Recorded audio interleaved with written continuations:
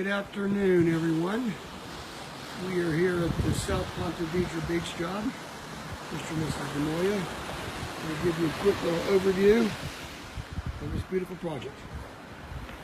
Alright, so what we've done, the whole back of this house had lots of beach sand up to this bulkhead sloping.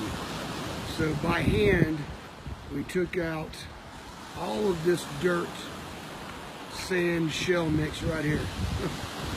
Took about 2.5 days, 4 guys steady. We knew we were going to have a very cool design when we decided to do a nice retaining wall to give a elevation change. When I designed this, I wanted to incorporate some curves and radiuses in the back of the home to give it some just a nice look. So I love the way that I did the 3-tier steps. They're symmetrical. They come down to these larger steps. And you can tell they're centered up. We do got some landscape lighting going in as well. Some little half rounds.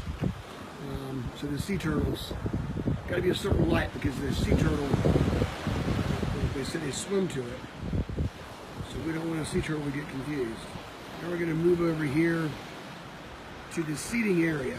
We've got a nice 20 by 20 column, tumbled caps, full seating wall, some underlighting going under the edge. This is the 40-inch fire pit with tumbled caps, granite with glacier tumbled caps, and then my favorite area. This is called the Romanesque circle. We put 57 rock up under it, had the stones tumbled, and added a little water feature, which I'm about to turn on for you guys. And we put a retaining wall to retain all the driveway back, and tied it back with the geogrid system. That's what gives it its strength. So this job total was, I believe it was 11 days.